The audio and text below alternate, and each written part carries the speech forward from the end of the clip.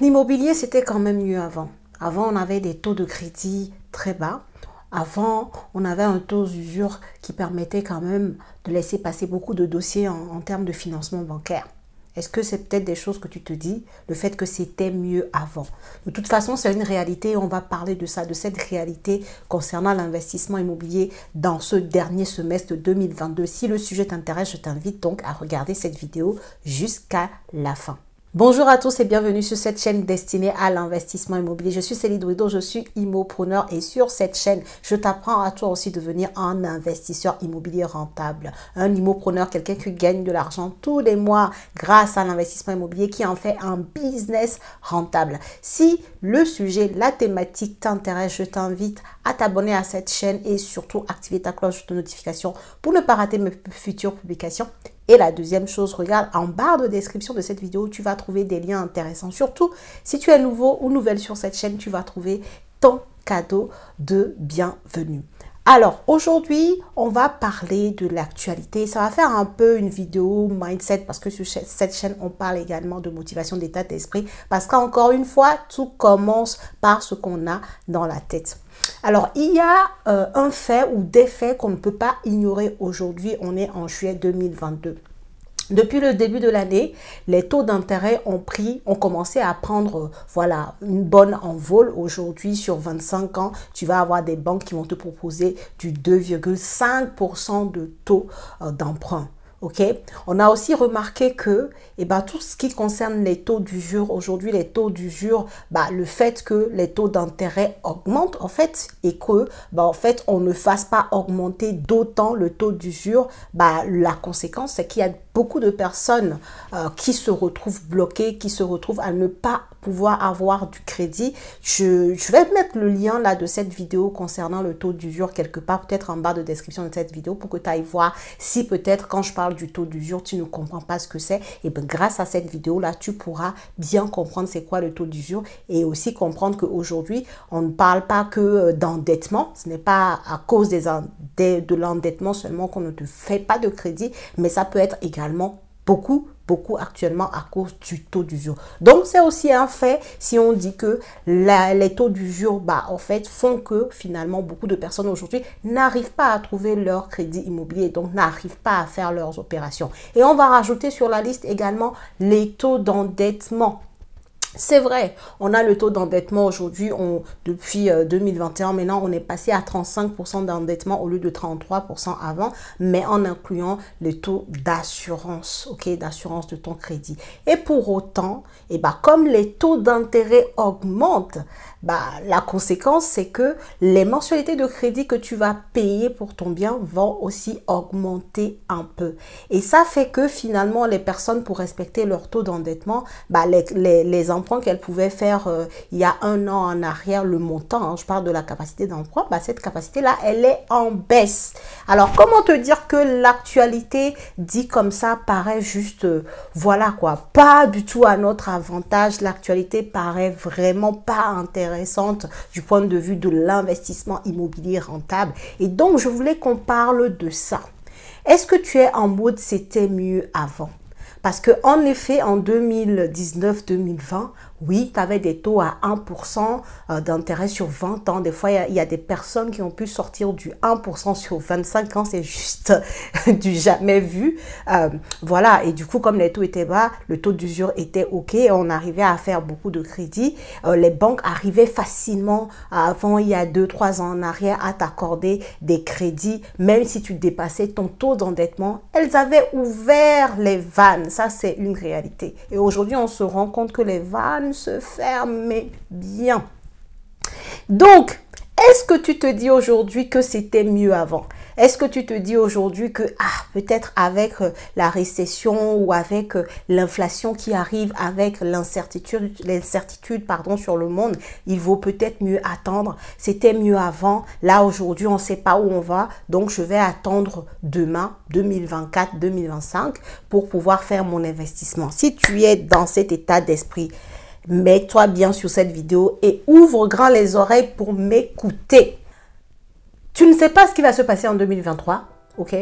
Tu sais ce qui s'est passé avant, ça c'est un fait, tu n'as pas saisi les opportunités. Et je veux dire une chose très importante, les crédits qu'on avait, les taux de crédit à 1%, c'était les exceptions en fait. Ça c'était l'exception.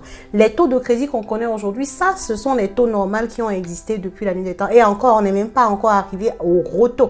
Parce qu'avant, tu avais des taux sur 4% sur 25 ans. Et les gens achetaient à l'époque et ils étaient rentables. Donc de quoi parle-t-on?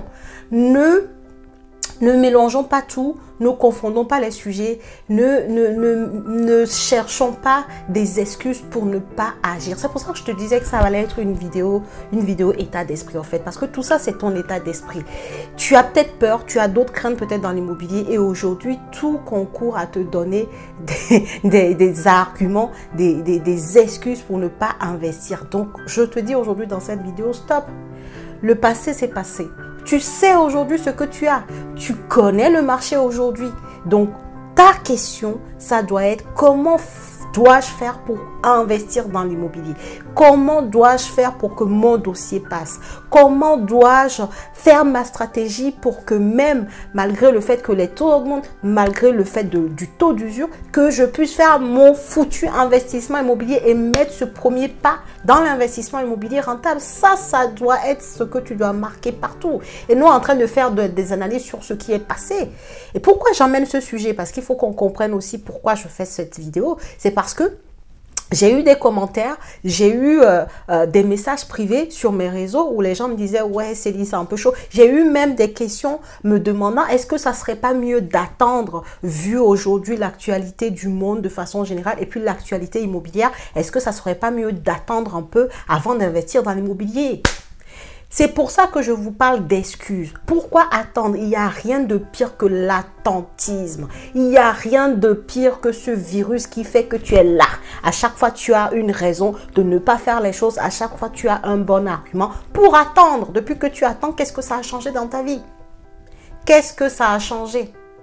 Il y a des personnes qui ont attendu en 2020, quand les taux étaient à 1% sur 25 ans. Il y a des personnes qui ont attendu.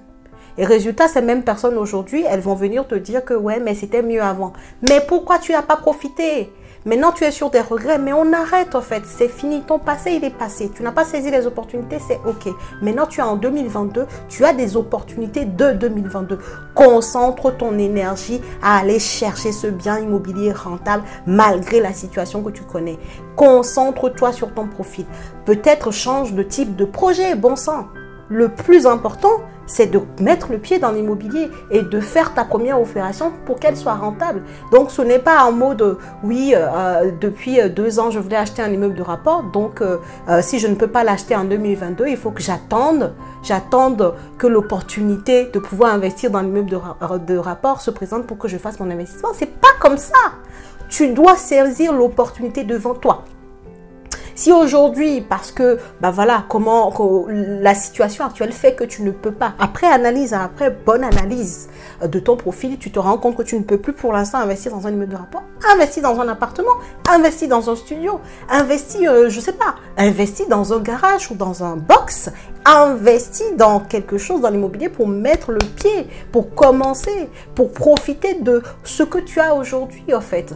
Et demain, si la situation s'améliore, si ta condition personnelle s'améliore, tu vas comme ça mettre des stratégies en place en fonction de ton profil évoluant pour aller atteindre petit à petit ton objectif ultime lorsque tu parles d'investissement immobilier, parce que j'imagine que tu as des objectifs précis, tu vas quelque part en fait, tu as un objectif, tu as peut-être un objectif final de cash flow à atteindre, tu vois, mais il faut bien que tu commences quelque part, tu ne peux pas depuis 2-3 ans là en train de dire la même chose. J'attends, c'est pas encore le moment. Il y a Covid. Avant c'était Covid. Oh là là, il y a Covid, ça va être la crise. L'immobilier va perdre de la valeur. Qu'est-ce que l'immobilier a perdu? Il y a énormément de personnes qui achètent encore. Et pour exemple, dans ma team, aujourd'hui on est en juillet.